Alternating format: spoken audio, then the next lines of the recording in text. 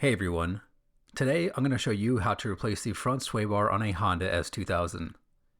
Installing a thicker front sway bar is a common upgrade for people looking to tame the oversteer that can be introduced with a square wheel and tire setup. Anyway, let's get to it. The first thing you want to do is jack up the car, get the car on jack stands, and remove the front wheels. The next thing that you want to do is remove the front splash shield so that you have clearance to pull out the front sway bar. It is held in place with 7 push clips and 2 bolts.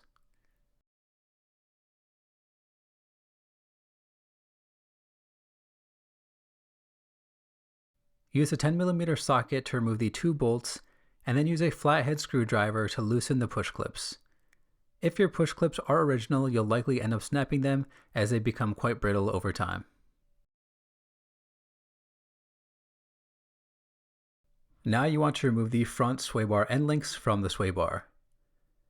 The sway bar end links have a tendency to corrode, so I advise soaking the end links with PB Blaster. Once you're ready to loosen them, attach a 14mm wrench to the nut and then insert a 5mm Allen key into the end link.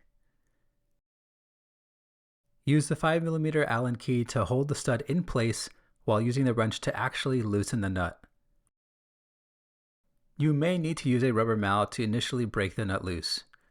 If you have an impact gun, you may also be able to blast the nuts off. Once the nut is removed, pull the end link stud out from the sway bar. The last thing holding the sway bar in place is the brackets.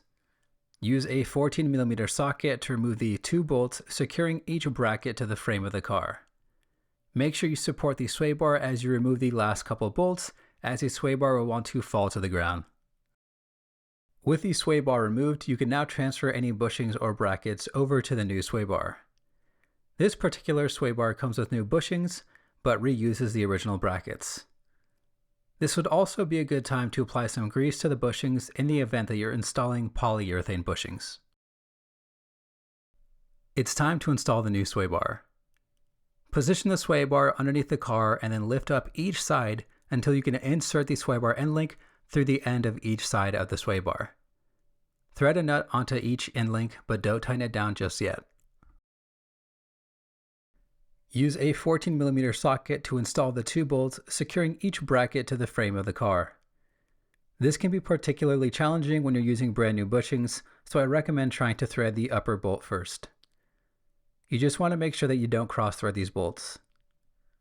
Torque them to 29 foot-pounds. Now you can go back to the sway bar end links. Attach a 14mm wrench to the nut and then insert a 5mm Allen key into the end link. Use the 5mm Allen key to hold the stud in place while using the wrench to actually tighten the nut. You're supposed to torque these nuts to 28 foot-pounds, but that's challenging since you don't have a torque wrench here, so just make sure that they are good and tight. With the sway bar in place, you can reinstall the front splash shield. Wedge the splash shield into place and then reinstall these 7 push clips. Then use a 10mm socket to reinstall the 2 bolts.